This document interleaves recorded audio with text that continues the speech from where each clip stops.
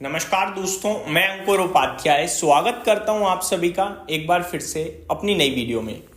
दोस्तों, एक नहीं दो नहीं 7 बड़ी कंपनियों के आज नतीजे आए हैं। इनफैक्ट 7 की 7 तो बड़ी नहीं है, लेकिन 5 बड़ी कंपनियां जरूर हैं। एक एक करके आप सभी के साथ पहले नाम डिस्कस करता हूं, फिर रिजल्ट्स कैसे रहे, क्या होगा, क्या करना चाहिए। इन्फोसिस, विप्रो, एलटीआई, माइंडट्री, 3 तो दिग्गज आईटी कंपनियां हैं, जिसमें 2 लार्ज कैप एक मिड कैप है। फोर्थ क्राइजेक, Cyient limited, Eternal and last Jio financial services. तो 7 की 7 बड़ी कंपनियों के नतीजे आते हुए दिखे हैं दोस्तों। शुरुआत करना चाहूंगा इन्फोसिस के साथ। नंबर्स की बात करें तो नंबर्स के साथ साथ डिविडेंड भी आया है। पहले मुनाफे की बात कर लेते हैं। मुनाफा कंपनी ने 7364 करोड़ का पोस्ट करा है। अनुमान 7267 करोड़ का था, तो बीट्स एस्टिमेट। रेवेन्यू की बात करूं 44,490 करोड़ का पोस्ट करा है। अनुमान 44,200 करोड़ का था, that means beats estimate. EBIT की बात करूं 9,353 करोड़ पे आया है। अनुमान 9,385 करोड़ का था, तो यहां पे 30-32 करोड़ से मिस हो गया है अनुमान, तो स्लाइटली मिस है, न्यूट्रल मानेंगे। वहीं मार्जिन 21.02% पे आए हैं। 21.3% का अनुमान था, तो ये मिसेस रह गए हैं, ये मिस हो गया है एस्टिमेट आप कह सकते हैं। गाइडेंस कंपनी ने रेवेन्यू ग्रोथ की 2 से 3% की दी है और ऑपरेटिंग प्रॉफिट मार्जिन की 20 से 22% की दी है। अभी 21% पे चल रहे हैं, यानी 1% ऊपर 1% नीचे, यही दायरा रहने वाला है पूरे वित्त वर्ष के लिए। 23 रुपए प्रति शेयर का कंपनी ने डिविडेंड दिया है। मेरे हिसाब से इस भाव पे ये नंबर्स पॉजिटिव हैं, अच्छे हैं, और इन्वेस्टर्स के लिए होल्ड और बाय ऑन डिप की स्ट्रेटेजी होनी चाहिए, क्लियर कट। अगला आईटी स्टॉक है विप्रो। इसके भी नतीजे आ गए हैं। 3246 करोड़ पे कंपनी ने नंबर पोस्ट करा है प्रॉफिट का, जो कि अनुमान से हल्का कमजोर है। ठीक है। अगर रेवेन्यू की बात करूं 22,690 करोड़ का आया है, जो कि अनुमान 22,700 करोड़ का था, तो इनलाइन टू एस्टिमेट है। मार्जिन 17.47% पे आए हैं। अनुमान 16.8% का था, तो यहां अनुमान को बीट करा है। एबिट 3965 करोड़ पे आया है। अनुमान 3820 करोड़ का था, तो अनुमान को बीट करा है।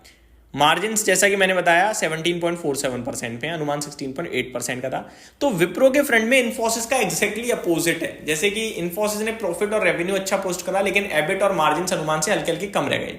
यहां पे एबिट और मार्जिन दोनों अनुमान से बेटर है, लेकिन रेवेन्यू प्रॉफिट दोनों अनुमान से कम है। बाकी मेरा मानना है कि इस भाव पे विप्रो भी बेचना नहीं बनता है। नेक्स्ट है दोस्तों एलटीआई माइंडट्री। इसकी बात करें 22 रुपए प्रति शेयर का डिविडेंड है, और numbers quarter on quarter basis पे हर तरफ इंप्रूव ही दिख रहे हैं, अच्छे ही दिख रहे हैं। जैसे कि रेवेन्यू 9,841 करोड़ के सामने 10,394 करोड़ पे आता हुआ दिखाए। रेवेन्यू मार्जिन की बात करी जाए तो 15.86% पे आए हैं, 14.29% से बढ़कर। एबिट 1648 करोड़ पे आया है, 1400 करोड़ से बढ़कर। 22 रुपए का डिविडेंड है, तो ये भी नंबर्स अच्छे ही बोलूंगा। नेक्स्ट है क्राइजेक। सुपर्ब नंबर पोस्ट करे हैं इस कंपनी ने, मतलब मजा आ गया पढ़कर।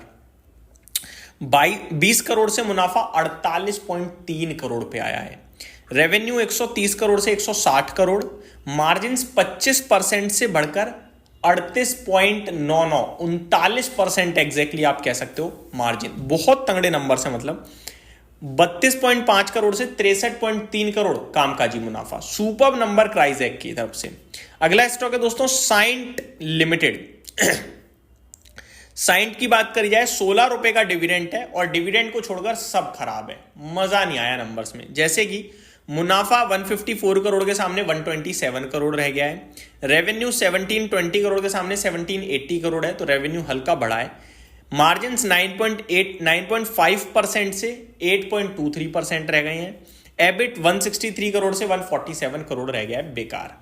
नेक्स्ट है दोस्तों इटर्नल। ओपन मार्केट्स में नंबर आ गए थे, काफी मूवमेंट भी देखी, ऊपर जाते हुए भी देखा 4%, और एट द एंड नीचे भी आते हुए देखा। लास्ट में स्टॉक करीब 2% गिरकर बंद हुआ है। अब नंबर्स के बाद कमेंट्री आई है बहुत सारी, तो अभी डिटेल में डिस्कस तो नहीं कर पाऊंगा, शॉर्ट में बताता हूं। 65 करोड़ का मुनाफा आया है, 180 करोड़ से घटकर। मुनाफे में कमी दिखी है, काफी कमी है। अनुमान 140 करोड़ का था। अगर बात करें क्विक कॉमर्स रेवेन्यू की, तो 2400 करोड़ के सामने 9,900 करोड़ पे रेवेन्यू आया भाई साहब। तंगड़ा यार, क्वार्टर ऑन क्वार्टर 4 गुना हो गया।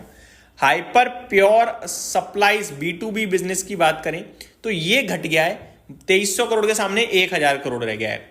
Food ordering and delivering revenue की बात करें तो फूड में भी अच्छी बढ़त है, 2260 करोड़ के सामने करीब 2480 करोड़ है। एबिटा कंपनी का एबिटा रुपीज कामकाजी मुनाफा 226 करोड़ के सामने 240 करोड़ है, अनुमान 250 करोड़ का था। मार्जिन 1.76% रह गए हैं, अनुमान 3.2% था। रेवेन्यू 13,600 करोड़ आया है, अनुमान 8,000 करोड़ का था। तो मतलब कोई कॉमर्स फायर कर रहा है बहुत तगड़ा, ये ब्लिंकिट वाला एक तरीके से आप ये कह सकते हो। बट प्रॉब्लम कहां आ रही है कि एक्सपेंशन की वजह से प्रॉफिट उतना नहीं बन रहा है, लेकिन ये प्रॉफिट में कन्वर्ट हो जाएगा, आप ये मान के चलिए, क्योंकि बहुत तगड़ी डिलीवरी दे रही है कंपनी। बट स्टॉक मुझे बहुत महंगा लगता है, इसलिए मैं ज्यादा इस पर बात नहीं करता। Last but not the least, Jio financial services. इस बार नंबर थोड़े से कमजोर रह गए हैं यार, मतलब मजा नहीं आया। 690 करोड़ के सामने 695 करोड़ का मुनाफा है, हल्की सी बढ़त है। रेवेन्यू 693 करोड़ से 981 करोड़ है, यार अच्छे तो है नंबर, तो बढ़िया लग रहे हैं। मार्जिन थोड़े घट गए हैं, 79.75% से 70.15%, और एबिटा 553 करोड़ के सामने 688 करोड़। तो नंबर्स ठीक हैं, मतलब मैं बिना बात के सोच रहा था अच्छे नहीं है, पॉजिटिव ही है। रेवेन्यू 50% ग्रो हो रहा है, और क्या चाहिए, तो मैं बढ़िया ही बोलूंगा। यही समाप्त करते हैं इस वीडियो को। Thank you so much for watching this video, have a great day guys.